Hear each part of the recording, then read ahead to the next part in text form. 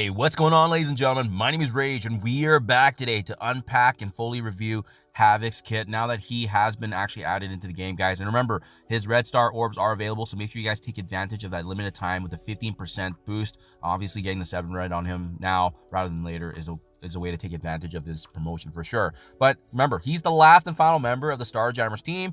And again, their team is going to be one of the best Cosmic Crucible teams, especially with what he's going to be bringing in terms of offensive output. So having said that, let's get right to it, guys. HAVOK is an explosive blaster for the STARJAMMER team.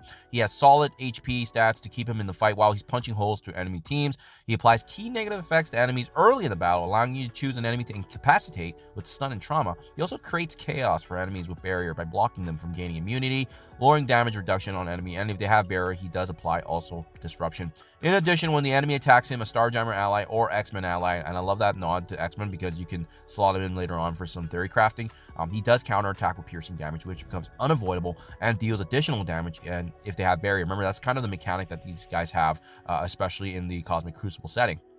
And we'll see this in more detail likely with the T4 upgrades, but in Crucible, HAVOK gives himself and STARJAMMER allies speed per enemy with barrier, a crucial advantage against the top teams. In addition to that, on defense, his special targets a random enemy controller recharge instead of ignoring taunt and stealth. Be on the lookout for details of how to obtain him. So hopefully they're gonna, if the trend continues, they're gonna be releasing these characters in a very, very free-to-play manner. And again, guys, make sure you take advantage of the rest of our orders. We're gonna be taking a look at his kit. We're gonna be taking a look at what we should or shouldn't upgrade if you have limited resources, as well as potentially what his ISO-8 is gonna be. But I do have a sense of what it's gonna, what the likely best slot ISO-8 is going to be based on reading that kit and based on what is going to be doing in terms of that role dynamic for the team as a blaster and damage dealer, right? As you can see, Hero Cosmic Mutant Blaster, and also in addition to that being on top of the STARJAMMER team. So basic ability, Plasma Punch, attacking one primary target for 70% damage, and as you can see, leveling this ability does actually scale up more damage.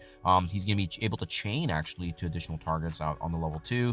There's going to be the random negative that he can flip on himself. There's also going to be slow that's getting applied to each target, which is nice. And then keep in mind, this is both the primary and the secondary targets. And then if you were to T4 this ability, he does actually flip 2 random effects. So that's nice because it almost has like a self kind of sustaining flipping mechanic for himself. And in terms of basic, that's not terrible actually. Usually we only just see damage outputs with these damage dealers, but for him, he actually has a bit of kind of utility there. So I do like that. I'm gonna have to assess his special, ultimate, and passive before I make a decision on this basic ability, but this is a pretty good upgrade because you're flipping 2 negatives and giving that extra 50% boost in damage to the primary and second targets.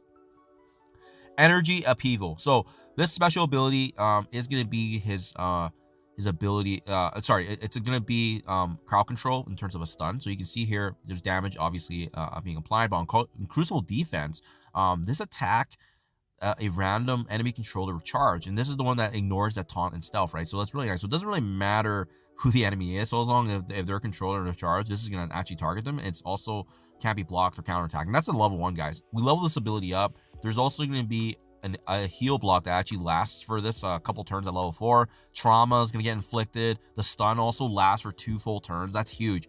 It's very rare that we see a stun for 2 turns, guys. So this is a very powerful ultimate right there. And then T4ing this ability, he's going to be applying trauma up to a maximum of 3 to each target. Massive, massive, guys. What I love about this is that the trauma and the stun is all exclusive of Crucible as well. So he doesn't necessarily he doesn't necessarily just gain value from Cosmic Crucible. He's gonna be using this in all game mode. This is a huge ability.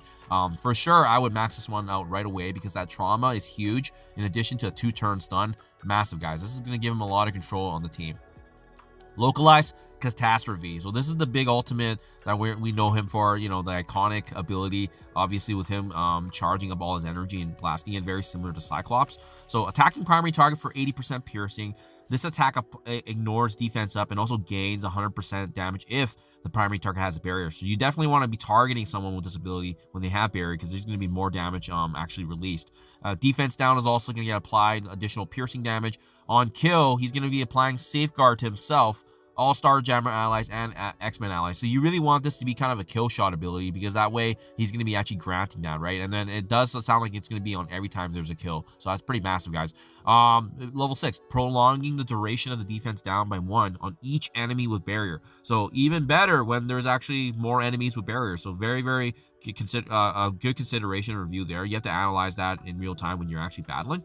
And then the T4 upgrade here, guys. Defense down for 2 turns to the primary target whenever he does land this ultimate, and on kill the safeguard lasts for 2 full turns. So you really want this to be the kill shot, and it's gonna absolutely allow some a very powerful buff to be placed on your team where other buffs cannot be removed, which is pretty massive, guys. This is absolutely massive. Strong ultimate ability, special and ultimate for sure. Gotta scale that up. You gotta make sure you maximize that first and foremost. Okay, and then lastly, the Magistrate Summers passive ability. Enemies with barrier cannot gain immunity. That's absolutely massive already. And again, I feel like every team with barrier is just gonna get inflicted against the Starjammers team. They're just doing so prominent with obviously changing up the arena. The meta here.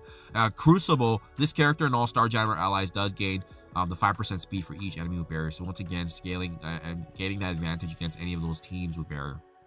On enemy turn, if that enemy has a barrier and this character has 2 or more Starjammer X-Men allies, apply disruption up to a maximum of 3. So I love the fact that there's that call out to the X-Men, because you can obviously synergize there with different teams.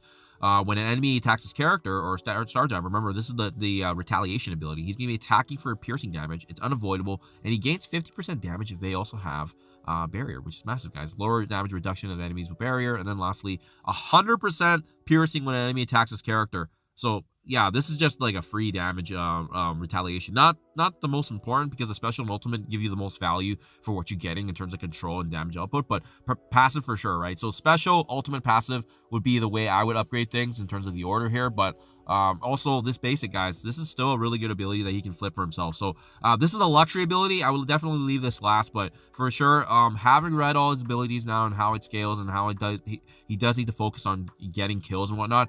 It does make sense to actually use him as a ISO-8 raider. I think he's going to get the most value because he's already targeting multiple enemies, usually with his abilities. And the fact that, you want him to be actually landing his ultimate and killing, and to do that correctly, a striker ISO-8 or a raider ISO-8 would maximize that output, but I think the raider would allow some more vulnerables to be casted on the team. And on top of that, it can also increase potentially his potential damage with the critical hits and the critical damage on top of the piercing that he has with his ability. So that's my 2 cents, guys. Let me know what you think in the comments below, but definitely exciting to finally have his addition into the game. Iconic character for sure in the X-Men lore, but as well, obviously being the brother of Cyclops as well. Thank you for your time as always, guys. Do let me know what you think in the comments below, and I'll catch you guys in the next one.